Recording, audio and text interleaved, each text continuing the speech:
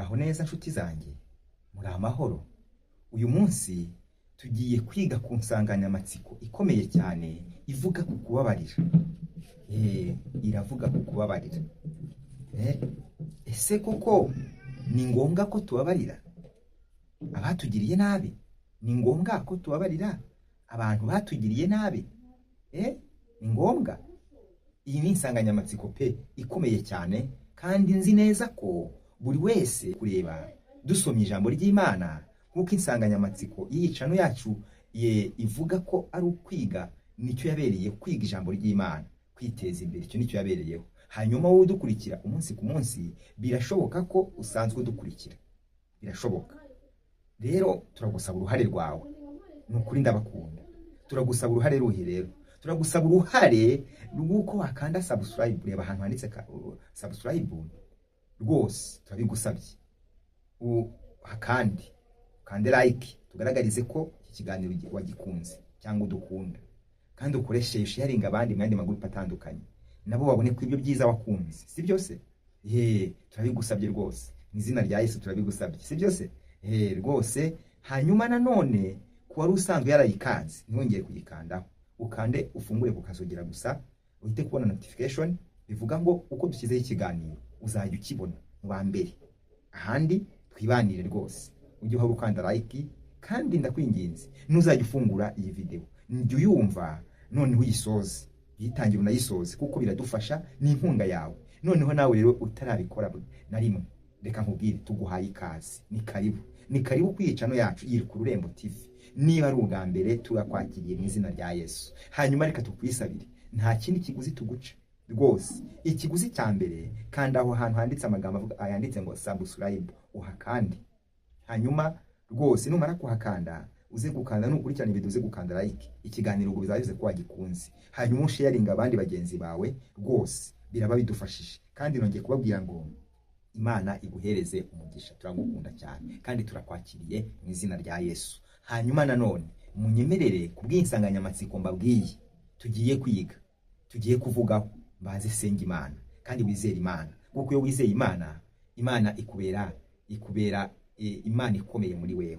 Kuko Imana ijambo ryayo riravuga ngo iyo uyifashe nk'inyembaraga, iguhindukira, ikwigaragariza nk'inyembaraga ku buzima bwawe. Iyo uyifashe nk'inyantege nke, kandi ikwigaragariza nk'inyantege nkeya. Hanyuma reka dusengane Imana. Mana Data wa twese, ndagushimiye kuri Imana ishobora byose, ndagushimiye kuri Imana yo kwizerwa, ndagushimiye kubwa bene Data basanzwe badufasha, badutera inkunga, bakudukurikira. Mana bahabwa umugisha nawe, kandi tugushimiye kubwafunguye icano bwa mbere, nabo bahabwa umugisha nawe. Uyu mwanya tugiye kumarana tuganira ku ijambo rivuga ko kubabarira. Mana turabizi neza ko watubabariye, ndetse n'abatarabona imbabazi zawe urabategereje. Ndagusabye ube mu ruhande rwabo, kandi ubagirire neza, ubafungurire umugisha uturuka kuri wewe, babone umugisha ku buzima bwabo mu izina rya Yesu. Kandi Uwiteka uduhishurire kubw'imbaraga z'Umwuka Wera, tuyoborwe n'ubwenge bwawe uturutse kuri wewe. Umwuka Wera w'Imana aze ku bwenge bwacu, aduhangeho mu izina rya Yesu. Ukureho ibitero by'umwanzi sekibi watuma tutumva ijambo ryawe ngo turikomeze. Ni mu izina rya Yesu Kristo bisabye nizeye, amen. Haleluya, haleluya. Ndagushimiye weho ugiye kudutega amatwi. Reka dusangire rya jambo ry'Imana. Nakubwiye ko dufite insanganyamatsiko ivuga ku kubabarira. Reka manze nkwibarize, ese ni ngombwa kubabarira? Ni ikibazo gikomeye tugiye kwibaza. Ni ngombwa ko tubabarira abatugiriye nabi? Ni ngombwa ko tubabarira? Reka nkubwire, ese koko Bibiliya ivuga iki? Buriya Bibiliya ifite ikintu ivuga ku iri jambo ryo kubabarira, ifite ikintu rivugaho niba ari ngombwa kubabarira. Rero ibyo byose twese, kandi nanone icyambere, twese tugira abaduhemukira cyangwa se abaduhemukiye. Umuntu wese, niba nta nuraguhemukira, wenda birashoboka ko azaguhemukira. Bibaho, ubyitegure, nubwo atari byo bibaho, nuko tubivuga kubera ko bibaho, si byose? Ni ukuvuga ngo rero kubabarira rwose ni ngombwa, kandi twese twibukiranyije ko tugira abaduhemukira. Kandi nanone nubwo tugira abaduhemukira, biranatubabaza cyane. Nk'uko kuduhemukira biratubabaza pe, nk'uko kuduhemukira turababara rwose, umutima wacu ukabaho nabi mu mubabaro. Ariko ni ukuvuga ngo nubwo bitubabaza, nubwo abantu duhemukira bitubabaza, nk'uko kuduhemukira bikatubabaza rwose, ariko Imana iradusaba kubabarira. Imana iradusaba ko tubabarira abo batugiriye nabi. Imana irabidusaba. Wari uzi ko Imana ibigusaba? Imana irabidusaba. Kubera ikirere ibidusaba. Buriya niba kuko wizeye Imana, Yesu nawe buriya kuko niwe cyitegererezo cy'abamwizeye, ni umwami ukomeye, ni umwami w'abami, aruta abami bose bo mu isi. Rero Yesu nawe yarabikoze. Yesu yarabikoze. Reka maze kwibwira we mu Kristo, we wamaze kumenya Imana, wari uzi ko Yesu nawe yababariye? Wari uzi ko Yesu nawe yatugiriye imbabazi ku musaraba i Golgotha? Itubizi se tubyibukiranye. Hanyuma nanone nawe utarakira Yesu, reka nkubwire, imbabazi z'Imana ziragutegereje. Nawe ukwiye kubabarira abaturanyi, ukwiye kubabarira abakugiriye nabi, kuko Yesu nawe ni umunyembabazi kandi ateze amaboko. Banza wakire imbabazi z'Imana, banza wakire gukora kw'Imana, banza wakire ubuntu bw'Imana, kuko nta kindi kiguzi Yesu agusaba, nta kindi kiguzi uri gusaba uyu munsi. Ni ukwemera kwakira imbabazi z'Imana, ni ukwemera kwakira ubuntu bw'Imana, ni ukwemera kwakira gukora kw'Imana. Nibyo ni ukuri. Ni ukwemera kwakira ubuntu bw'Imana. Ni ukuri, tujye tubabarira kandi twakira imbabazi. Rero Bibiliya ifite ikintu ibivugaho, ifite uko ibigaragaza Bibiliya. Reka mbabwire, reka dusangire ijambo ry'Imana dusanga mu butumwa bwiza bwa Yesu Kristo uko bwanditswe na Luka ibice 23. Turasoma ku murongo waho wa 20. Turasoma ibice 23 Luka umurongo waho wa 34. Kumva iki ijambo ry'Imana ribitubwiraho. Ibice 23 umurongo waho wa 34. Kumva iki ijambo ry'Imana ritubwira kukwakira imbabazi z'Imana cyangwa kukubabarira. Yesu aravuga ati, Data ubabarire kuko batazi icyo bakora. Amen. Ni iryo jambo ry'Imana. Yesu yarasenze ari ku musaraba. Yesu yarasenze bari kumubamba. Mu gutanga kwe, muri cya gihe cy'urupfu, muri cya gihe cy'umubabaro, arabavuga ngo, Data, aba bantu banjijije ubusa, ariko Data ubabarire kuko batazi icyo bakora. Ni ukuri. Yesu yaradusengeye. Yesu yasengeye abari bari kumugirira nabi, atanga imbabazi, yazitanze ari ku musaraba. Niyo mpamvu natwe twakira imbabazi ziva mu buntu bwe, nta kiguzi dutanze, nta kiguzi dutanga na rimwe. Niyo mpamvu imbabazi za Yesu zihoraho iteka ryose. Rero kubabarira ni ngombwa, kuko na Yesu, uko dusomye ijambo ry'Imana, na Yesu yatubabariye rwose ibyaha ndetse n'ibicumuro. Niyo mpamvu n'umwizera wese, n'uwizera imbabazi za Yesu, haleluya, n'uwizera ubuntu bwa Yesu, Yesu ashimwe cyane, abona ubuntu bwe, abona gukora kwe, abona imbaraga ze, abona imbabazi ze. Za mbabazi zirakugarukira. Yesu ashimwe cyane. Ni ukuvuga ngo nanone mve nkubwire, ngiye kukubwira ibintu, kuko ngiye kukubwira inyungu ziva mu kubabarira. Hari inyungu ziva mu kubabarira. Nubabarira mugenzi wawe, reka nkubwire, uyu munsi niba utarababarira uraboshye mu mutima wawe. Ndashaka ko Yesu akubohora igitondo cyangwa se uyu munsi, bitewe n'igihe unyumviye icyo ari cyo.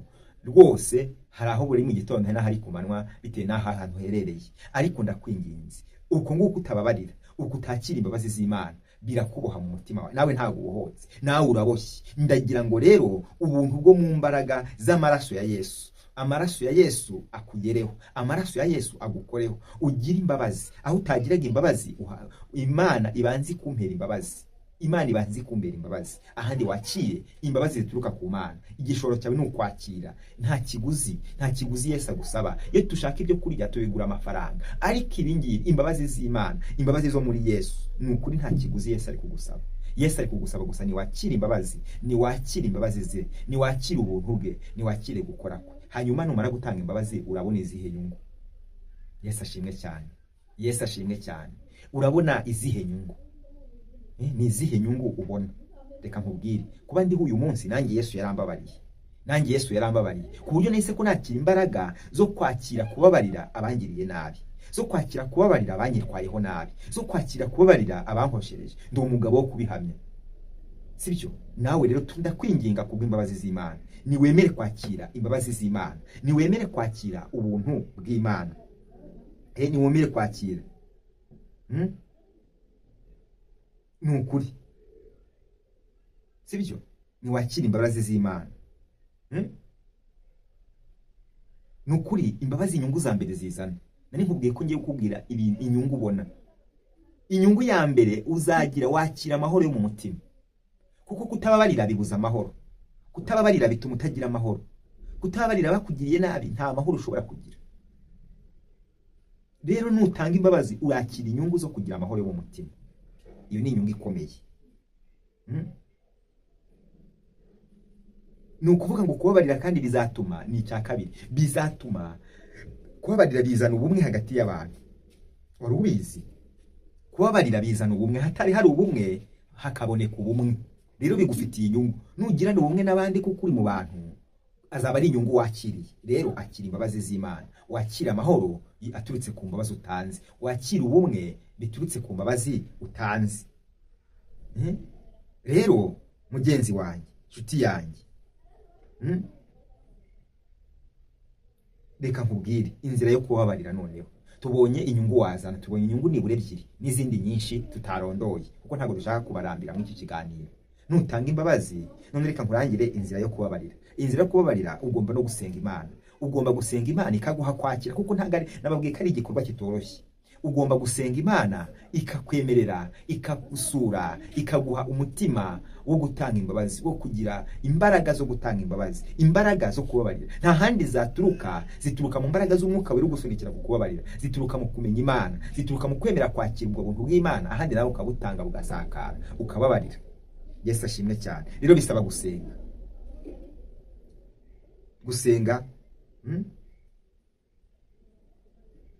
Kugira ngo Imana iduhe imbaraga zo kubabarira. Sibyo? Reka dusenga Imana kugira ngo emerera Imana uyisenge. Ahandi numara gusenga Imana urakira imbaraga zo kubabarira. Yesu ashimwe cyane. Haleluya, haleluya. Reka nkubwire, iyo umuntu yababariye agira umucyo w'Imana. Hari umucyo w'Imana umurasira. Iyo umuntu yababariye rwose arabohoruka, kuko icyambere burya iminyururu mibi ni iminyururu ibikuboshye mu mutima wawe. Reka nkubwire, reka iyo minyururu ibohorwe ku buzima bwawe, utange imbabazi, ahandi wakira amahoro yo mu mutima. Yesu ashimwe cyane. Nizere ko watangiye kumva, utangiye gutekereza ku kubabarira. Reka nkubwire indi nzira ya kabiri mu nzira zo kubabarira, irinde kugira inzika. Kugira inzika ni bibi. Kugira inzika bituma utababarira, bituma utibagirwa. Donc kugira inzika bivuga kutibagirwa ikintu kibi kigahora gifite ubukana bwinshi muri wewe. Rero iyo nzika yireke, niyo nzira yo kubabarira. Reka inzika, kuko ni inzira ikomeye yo kubabarira. Nureka inzika, imbabazi zawe uri mu nzira yo kuzitanga. Sibyo? Byarakunanetse kubabarira? Senga Yesu, senga Imana irakugirira neza. Senga Imana iraguha umutima ubishobora, kuko ntabwo byashoboka ku buzima bwawe, ntabwo byashoboka mu mbaraga za kimuntu, udafite ku mbaraga z'umwuka wera, udafite ku kwizera iyi Imana twamenye. Yesu ashimwe cyane. Reka nkubwire banyarwanda, dukurikije amateka y'igihugu cyacu cyanyuzemo, urwo ni urugero rukomeye. Dukurikije uburyo byari bimeze, igihugu cyacu cyanyuze mu mahano akomeye ya jenoside yakorewe Abatutsi muri 1994, mu 1994. Rero biriya bintu ntabwo byari byoroshye. Nuko twagize umugisha tugira ubuyobozi bwiza bukadufasha kunga abanyarwanda, ntibwashaka kwitura ikibi ku bandi. Umuntu wabarira yirinda kwihorera. Buriye igihugu cyiza gifite umurongo mwiza w'Imana. Rero cyatanze imbabazi. Nani wo mutekano dufite uyu munsi, nukwera ko habaye imbabazi. Ninde muntu wakwiciye? Niba hari umuntu wiciwe kandi yicirwa abantu bazira ubusa, bazira uko baremwe, akemera ariko akababarira. Uwisha akababarira, uwiciwe akababarira, uwiciwe akababarira, akababarira uwamwiciye. Icyo ni ikintu gikomeye. Ese wowe hari umuntu wagutonganyije uramurakarira? Reba, banzu rebe ni urugo rugero. Iyo mbaraga bayikuye ku Mana, bemeye kwakira imbabazi z'Imana, nabo barazitanga. Imana ishimwe cyane. Nta yindi mbaraga yibashoboje, ni imbaraga y'umwuka wera. Rero akira Yesu, urabona kugira neza kw'Imana, urabona gukora kw'Imana, urabona ubuntu bw'Imana, urabona ineza y'Imana. Sibyo? Rero reka mbabwire, turi gusoza, turi kugana ku musozo, ariko ijambo ry'Imana burya tukiri hano kugira ngo bitubere turebe icyiza cyo kubabarira. Kubabarira batugiriye nabi burya, reka nongere mbabwire, muri za nzira nziza zo kubabarira, abatugiriye nabi, muri kwa kwirinda inzika. Muri kwa kwirinda inzika burya n'ijambo ry'Imana rifite icyo ribivugaho, rirashimangira. Abaroma 12 umurongo wa 21 naho hafite icyo havuga. Hafite icyo havuga ku kubabarira. Umurongo waho wa 21 hafite icyo havuga ku kubabarira. Sibyo? Hafite icyo havuga rwose. Ikibi cye kukunesha ahubwo unesheshe ikibi icyiza. Ikibi cye kukunesha ahubwo unesheshe ikibi cyiza. Reka nkubwire mwene data, Bibiliya iravuga ngo ikibi cye kukunesha ahubwo unesheshe ikibi icyiza. Icyo kibi kikunesha, kora icyiza kizanesha ikibi. Niki ijambo ry'Imana riri kukubwira. Iri ni ijambo ry'Imana kandi ni ibyanditswe byera. Ibi ni ibyanditswe byera kandi byahumetswe n'Imana. Ibi byanditswe byera nubyumve kandi ubyumvire. Gira icyo ukora kuri ibyanditswe byera wumvire. Ikibi cye kukunesha ahubwo unesheshe ikibi icyiza. Kora neza bizaganza ikibi cyari kikuganje. Sibyo? Yesu ashimwe cyane mwene data. Umve wa mukobwa we wa rubyiruko, umve wa mubyeyi we, umve wa mupapa we, wa musaza we. Rwose ndabakunda. Ijambo ry'Imana naho Imana iragukunda. Ni ubuntu bw'Imana. Babarira, bohoka mu izina rya Yesu. Bohoka mu izina rya Yesu. Rero turi kugana ku musozo w'ijambo ryacu twateguye uyu munsi. Ariko tubabwira ko tubakunda. Kubabarira rero buriya nubabarira ntago ari intege nkeya uzabugize. Kubabarira ntago bivuze ko uzabugize intege nkeya. Oya, ntabwo ari intege nkeya kubabarira, ahubwo ni ubutwari. Ni ubutwari uzabugize. Ni imbabazi z'Imana uzabugize.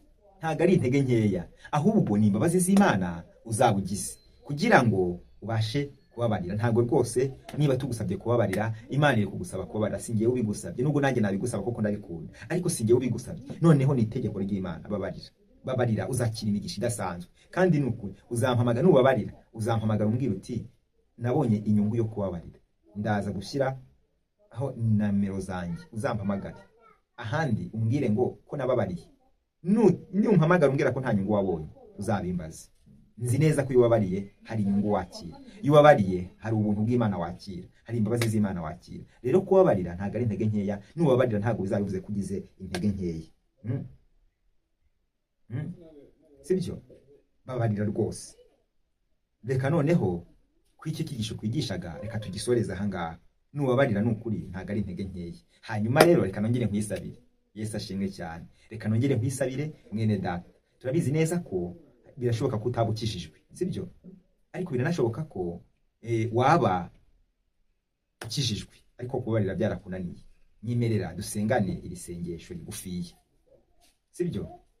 Mana data wa twese, turagushimiye ko uri Imana yatubabariye. Watanze Yesu ku musaraba, wamutanze ku bwacu. None mwana, turakwemereye ukomeze kutubera umwami n'umukiza mu bugingo bwacu. Kandi turakwinginze uduha imbaraga z'umwuka wera, imbaraga zo gutanga imbabazi. Uduha ubwo buntu mwami. Kandi kwitandukanyije n'imbaraga z'umwijima zatumaga tutanesha icyaha, zatumaga tuguma mu cyaha.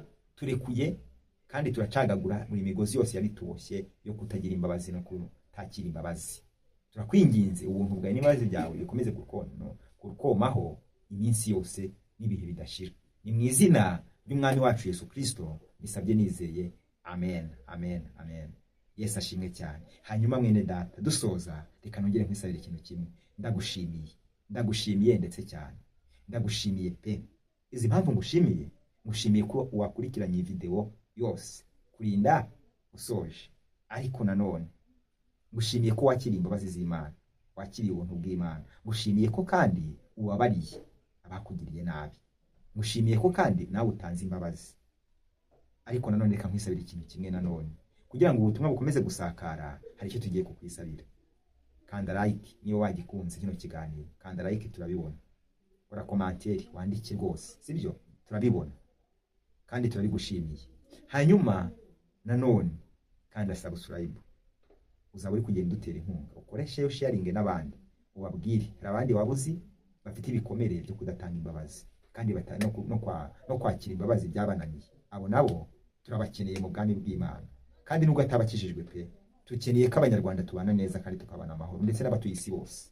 Imana ibahereze umugisha. Turabakunda cyane. Shalom shalom. Imana ibahereze umugisha. Imana ibahereze umugisha rwose. Bye bye.